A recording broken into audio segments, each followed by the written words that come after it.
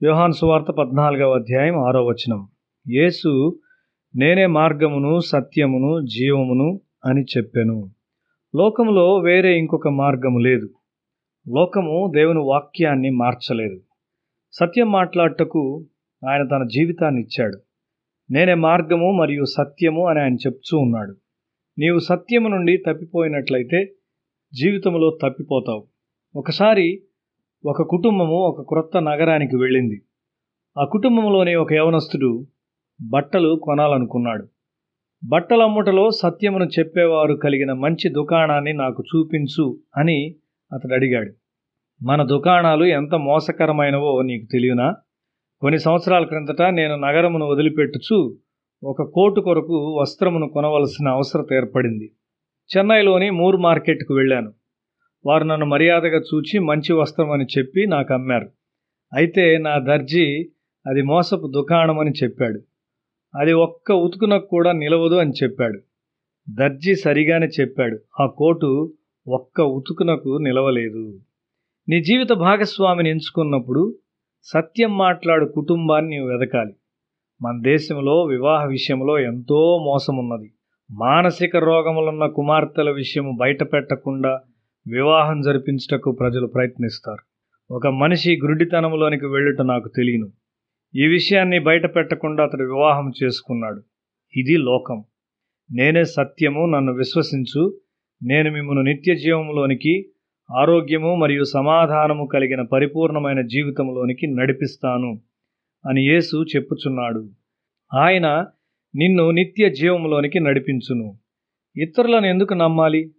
నాకు మేకులు కొట్టబడినప్పుడు నీవు నన్ను చూచావా? నాలో ఏమైనా మోసం ఉన్నదా? నాలో ప్రేమను మాత్రమే నీవు చూచటలేదా? కాబట్టి నన్ను నమ్ముము. నేనే మార్గము సత్యము జీవమునై ఉన్నాను. ప్రియమైన ప్రజలారా, మోసపోవద్దు. ఓ యవనుడా, నీ యవనాన్ని ప్రారంభించినప్పుడు ఆయన వైపు చూడు మరియు దీవించబడిన వానిగా ఉండుము. ఒక యవనునిగా నా జీవితము ఏ వ్యర్థమైన దానికి లోపరచుటకు నాకు ఇష్టముండలేదు. నేనే మార్గమును సత్యమును జీవమునై ఉన్నాను అను ఈ వచనాన్ని నేను నమ్ముచున్నాను. చాలామంది నా పాఠశాలకు చెందినవారు మరియు కళాశాలకు చెందినవారు నన్ను లోకంలోనికి లాగాలని చూచారు. అది దేవుని మార్గమేనా అని నాతో అబద్ధమాడువాన్ని నేను ప్రశ్నించెడివాడను. ఆయన వాక్యమును తన రక్తముతో ముద్ర వేసి ఉన్నాడు. ఆయన వెంబడించిన వారు లోకమును మార్చువారిగాను మరియు లోకములో బలమైన శక్తులుగాను తయారయ్యారు. వారి ద్వారా రాజ్యాలు కదిలించబడినవి. నేనే మార్గము అని యేసు నేడు చెప్పుచున్నాడు. క్రైస్తవులు ఎందుకు విఫలమగుచున్నారు? వారు ఆయన నమ్మట్లేదు. కొంతమంది లాభం పొందుట కొరకు ఆయన నమ్ముచున్నారు. ఆయన వెంబడించుము మరియు ఆయన నమ్ముము. నీ జీవితమంతా బంగారముగా మారుట నీవు కనుగొంటావు. నీవు ముట్టిన ఎడల అది స్వస్థపరచు తాకిడిగా ఉండును మరియు నీ చిన్న ఇల్లు ఒక చిన్న పరలోకముగా ఉండును.